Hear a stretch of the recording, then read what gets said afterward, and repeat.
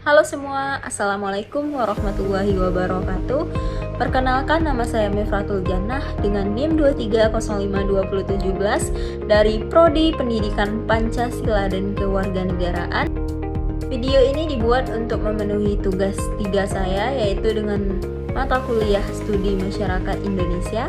Nah, untuk kali ini saya akan membahas yang pertama, yaitu sejarah dan perkembangan masyarakat Indonesia. Yang kedua itu masa penjajahan pada abad ke-16 sampai ke 1942.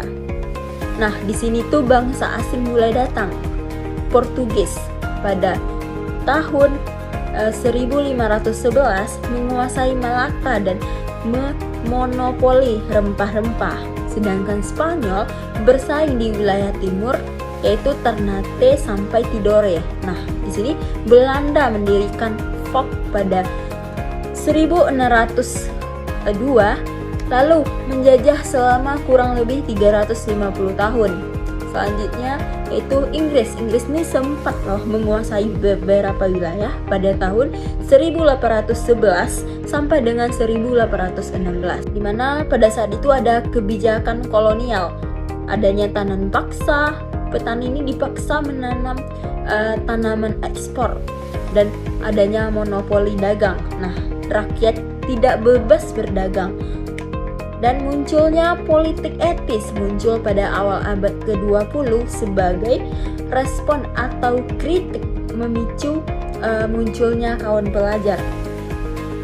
Selanjutnya yaitu pada masa pergerakan nasional. Nah, itu pada tahun 1908 sampai 1945. Ini awal kebangkitan nasional, di mana ada Budi Utomo pada tahun 1908 ini membentuk sebuah organisasi modern pertama oleh kaum terpelajar. Nah, organisasi modern ini seperti Serikat Islam, Muhammadiyah, Indis Parjid, di mana itu memperjuangkan hak-hak rakyat Indonesia, mulai jalur politik, pendidikan, dan sosial.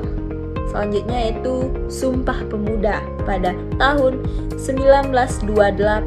Nah, Ikrar Pemuda Indonesia yaitu untuk satu tanah air, satu bangsa, dan satu bahasa Indonesia, menjadi simbol persatuan nasional, pendidikan, dan pers. Nah, tokoh-tokoh pergerakan ini menggunakan pendidikan dan media massa untuk menyebarkan kesadaran nasionalisme. Selanjutnya yaitu masa kemerdekaan, yaitu pada tahun 1945 sampai 1965. Proklamasi kemerdekaan. Nah, proklamasi kemerdekaan ini dibacakan oleh Soekarno-Hatta pada 17 Agustus 1945. Nah, agresi dan adanya agresi militer Belanda. Belanda ini 2 kali melancarkan agresi militernya untuk merebut Indonesia kembali, yaitu pada tahun 1947 sampai dengan 1948. Dan pada masa ini juga ada pengakuan kedaulatan. Nah, Belanda ini mengakui kedaulatan Indonesia pada 27 Desember 1949 melalui Konvensi Meja Bundar atau KNB. Nah, dan adanya demokrasi liberal pada 1950 sampai dengan 1959. Nah, di sini banyak pergantian kabinet, konflik antar partai, dan ketidakstabilan politik. Dan adanya demokrasi terpimpin, yaitu pada tahun 1959 sampai dengan tahun 1965. Nah, Soekarno memegang kekuasaan penuh, membatasi peran parlemen, dan mendekatkan diri ke blok timur, yaitu Uni Soviet atau Tiongkok. Selanjutnya itu pada masa Orde Baru 1966 sampai dengan 1998.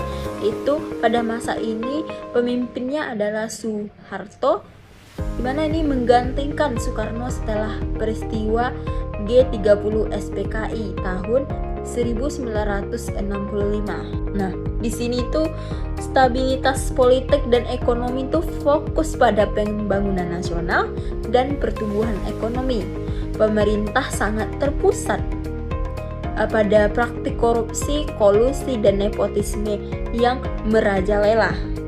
Tindak kekerasan dan pelanggaran HAM seperti di Tanjung Priuk, Timur Timur, dan penangkapan aktivis. Dan disinilah terjadinya krisis moneter 1997.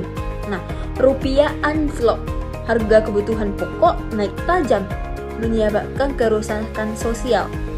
Dan yang terakhir yaitu pada masa reformasi pada tahun 1998 hingga sekarang. Nah, di sini mulai adanya demokratisasi, di mana dilakukannya pemilu secara langsung untuk memilih presiden dan wakil presiden. Ini menjadi lebih bebas, desentralisasi, di mana otonomi daerah diberikan untuk pemerataan pembangunan dan penguatan daerah.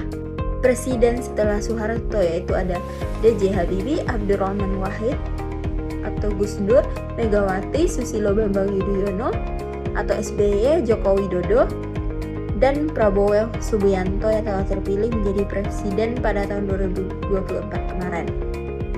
Dan adanya pemberantasan korupsi melalui KPK, ancaman intoleransi dan radikalisme, pembangunan infrastruktur jalan tol dan pelabuhan IKN, transformasi digital dan ekonomi berbasis teknologi. Mungkin sekian video dari saya, terlebih dan terkurangnya mohon maaf. Terima kasih.